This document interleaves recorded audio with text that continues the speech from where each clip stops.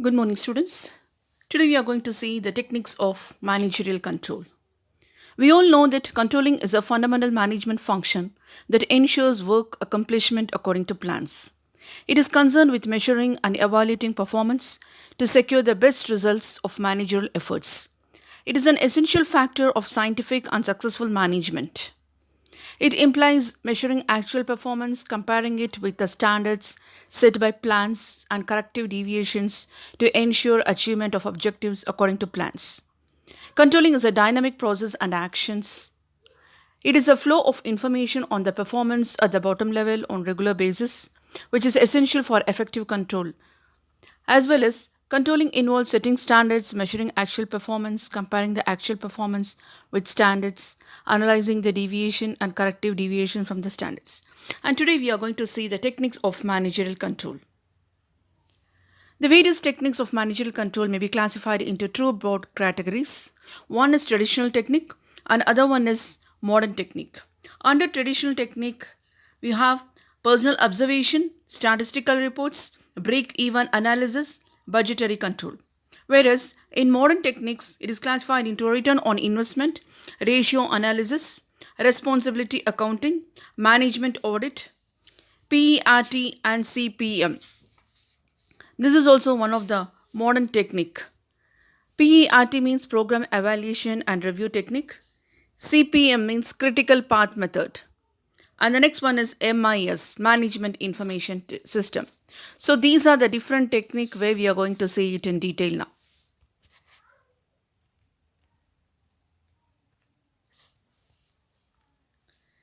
The first one under traditional technique is personal observation. This is the most traditional method of control.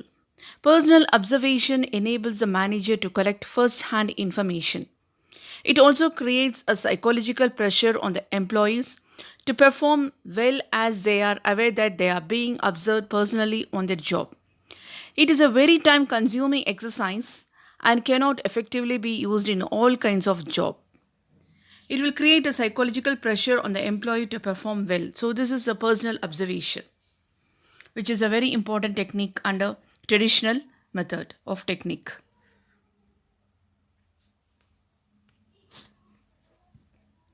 The next traditional technique is statistical report.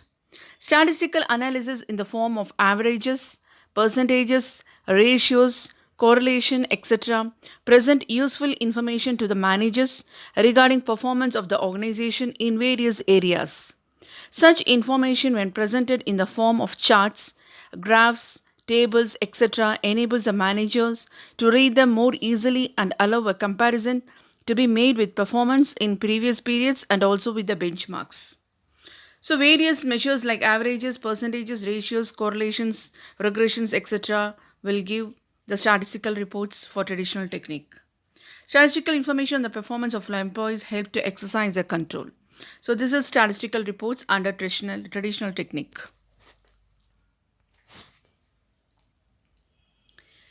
The next one is break-even analysis. This is one of the traditional technique for controlling.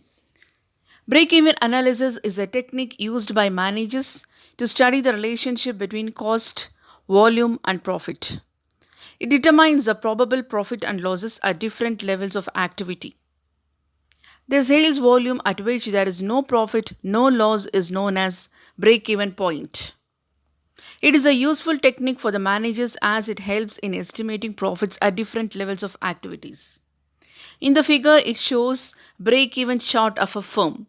Break-even point is determined by the intersection of total revenue and total cost curves. It is beyond this point that the firm will start earning profits. Break-even point can be calculated with the help of the following formula. That is, break-even point is equal to fixed cost divided by selling price per unit minus variable cost per unit. Break-even analysis helps a firm in keeping a close check over its variable costs and determines the level of activity at which the firm can earn its target profit. So, under this break-even chart, the break-even point is determined by the intersection of total revenue and total cost curves. The firm will break even at 50,000 units of output. At this point, there is no profit, no loss. It is beyond this profit that the firm will start earning profits.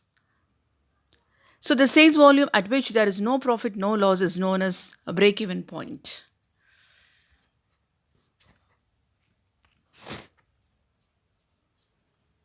The next traditional technique is budgetary control. Budgetary control is a technique of managerial control in which all operations are planned in advance in the form of budgets and actual results are compared with budgetary standards. This comparison reveals the necessary actions to be taken so that organizational objectives are accomplished. A budget is a quantitative statement for a definite future period of time for the purpose of obtaining a given objective. It is also a statement which reflects the policy of that particular period. It will contain figures of forecasts both in terms of time and quantities. The most common types of budgets used by an organization are the budgeting offers the following advantages also. The different budgets used by the organization are sales budget, production budget, material budget, cash budget, capital budget, research and development budget, which are used by the organization. What do you mean by sales budget? It is a statement of what an organization expects to sell in terms of quantity as well as value. Production budget is a statement of what an organization plans to produce in the budget period. Material budget is whereas a statement of estimated quantity and cost of materials required for production. Cash budget is an anticipated cash inflows and outflows for the budgeted period.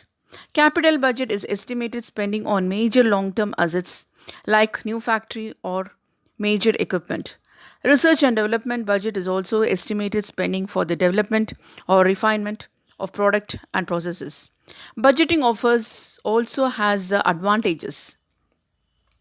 When you see the budgeting control, budgeting focuses on specific and time bound targets and it helps to attainment the organizational objectives. Budgeting is a source of motivation to the employees who knows the standards against which their performance will be appraised and it enables them to perform better. Budgeting helps in optimum utilization of resources by allocating them according to the requirements of different departments. Budgeting is also used for the achieving the coordination among different departments of an organization and it highlights the interdependence between them. For example, sales budget cannot be prepared without knowing production programs and schedules. It facilitates management by exception by stressing on those operations which deviate from budgeted standards in a significant way. The effectiveness of budgeting depends on how accurately it estimates which have been made more about future. Flexible budgets should be prepared which can be adopted if forecasts about future turn to be different, especially in the face of changing environmental forces.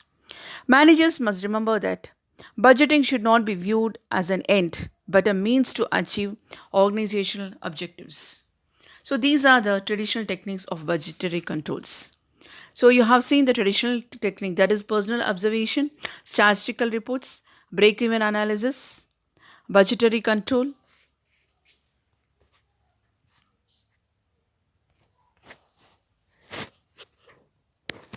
Now, let us see the modern technique. Modern technique of budgetary control. The first one is a return on investment ROI.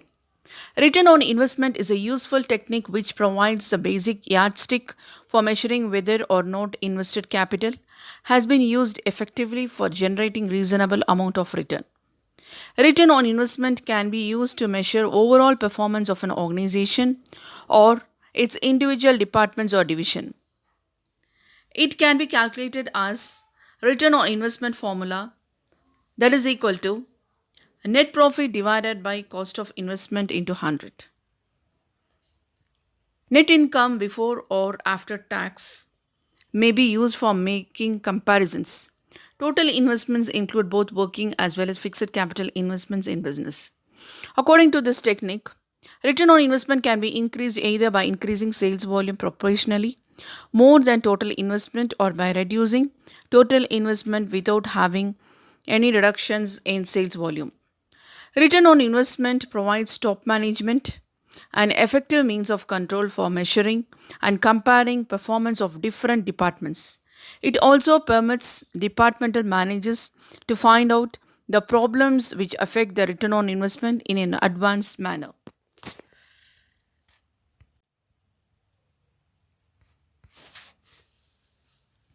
The next modern technique is ratio analysis. Ratio analysis refers to analysis of financial statements through computation of ratios.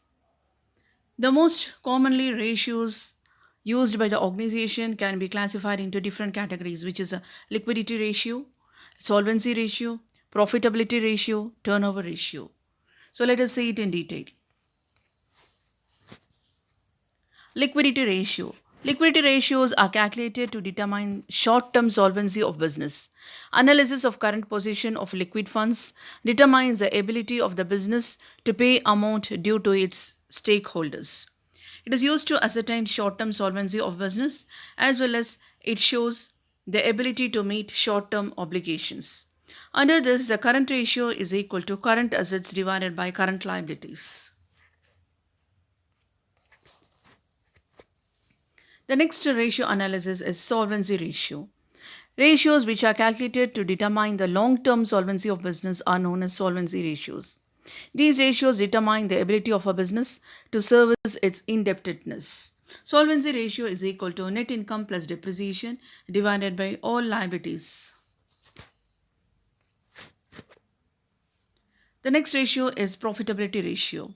These ratios are calculated to analyze the profitability position of a business. Such ratios involve analysis of profits in relation to sales of funds or capital employed. So gross profit ratio is equal to gross profit divided by net sales into 100. Operating profit margin ratio is equal to operating profit divided by net sales into 100. Net profit margin ratio is equal to net income divided by net sales into 100. So this is a profit margin formula which is used under profitability ratio. The next ratio is the turnover ratio. Turnover ratios are calculated to determine the efficiency of operations based on effective utilization of resources. Higher turnover means better utilization of resources. Turnover ratio is also known as inventory turnover ratio, that is, cost of goods sold divided by average inventory.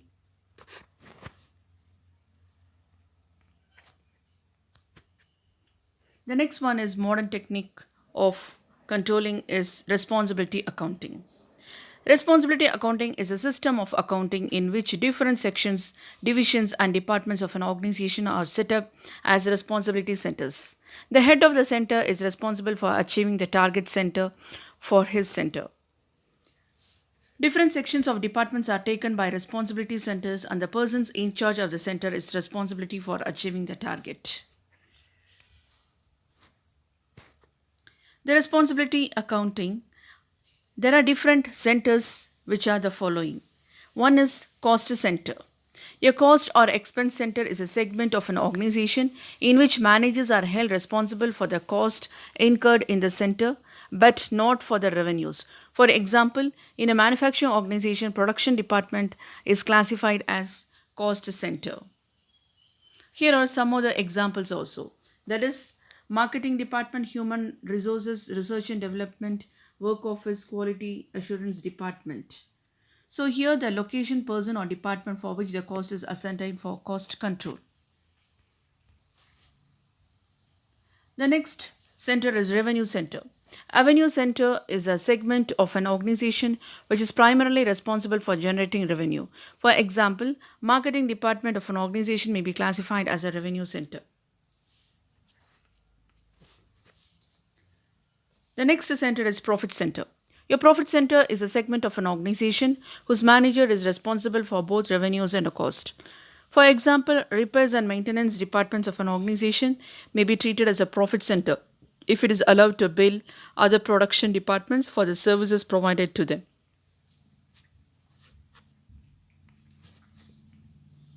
The next one is investment center. An investment center is responsible not only for profits but also for investment made in the center in the form of assets. The investment made in each center is separately ascertained, and return on investment is used as a basis for judging the performance of the center. So you have seen the different centers, that is cost center, revenue center, profit center, and investment center.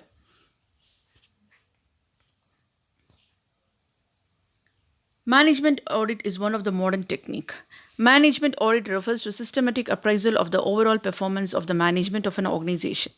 The purpose is to review the efficiency and effectiveness of management, and it improves its performance in future periods. It is helpful in identifying the deficiencies in the performance of management functions. The management audit may be defined as an evaluation of the functioning, performance, and effectiveness of management of an organization. It helps to locate present and potential deficiencies in the performance of management functions. It also helps in improving the control system of an organization by continuously monitoring the performance of management. It improves coordination in the functioning of various departments so that they work together effectively towards the achievement of organizational objectives. It ensures updating of existing managerial policies and strategies in the light of environmental changes.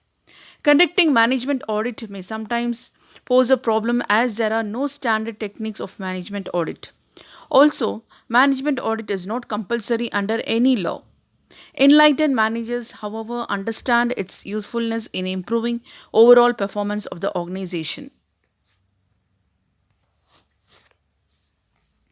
The next modern technique is PERT and CPM, that is PERT and CPM. PERT means Program Evaluation and Review Technique, and CPM means Critical Path Method, which are the important network techniques useful in planning and controlling. These techniques are especially useful for planning, scheduling, and implementing time bound projects involving performance of variety of complex, diverse, and interrelated activities. These techniques deals with time scheduling and resource allocation for these activities and aims at effective execution of projects within given time schedule and structure of course. The steps involved in using PERT, that is PERT, and CPM, which is Program Evaluation and Review Technique and Critical Path Method, are: the project is divided into number of clearly identifiable activities which are then arranged in a logical sequence. A network diagram is prepared to show the sequence of activities where the starting point and the termination point of the project. Time estimates are prepared for each activity. The program evaluation and review technique requires the preparation of three time estimates: optimistic or shortest time, and also most likely time. In only one time estimate is prepared. The longest path in the network is identified as a critical path. It represents the sequence of those activities which are important for timely completion of the project, where no delays can be allowed without delaying the entire project. So, program evaluation and review technique and critical path method are used extensively in areas like shipbuilding, construction projects, aircrafts, manufacturing, etc. Now, here are the steps which are given in program evaluation and review technique and critical path method. The first one is the project is divided into number of activities. The second step is it develops a network diagram incorporating all activities with a starting point and finishing point.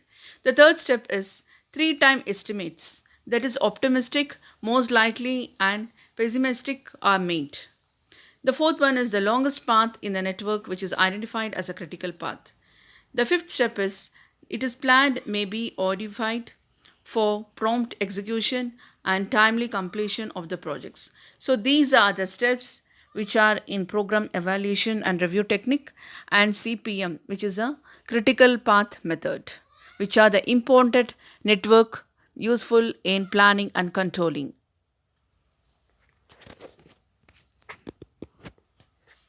The next modern technique is management information system. Management information system is a computer based information system that provides information and support for effective managerial decision making. A decision maker requires up to date, accurate, and timely information.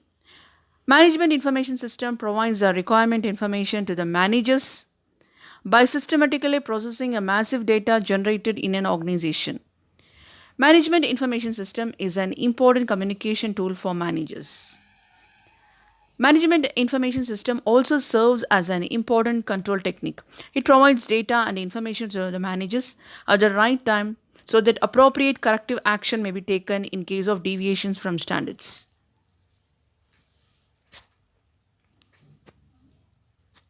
Advantages of MIS. The first one, computer based information system. It facilitates collecting, management, and dissemination of information at different levels of management and across different departments of the organization. It provides data and information on a real time basis.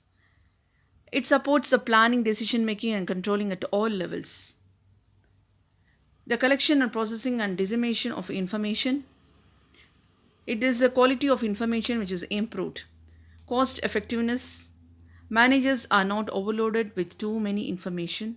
It improves the quality of information with manager works. It ensures cost effectiveness in managing information. It reduces information overload on the managers. As I said, only one relevant information is provided to them. So these are the advantages of management information system. Home assignment. Explain the techniques of managerial control. This is the end of the chapter controlling. Thank you.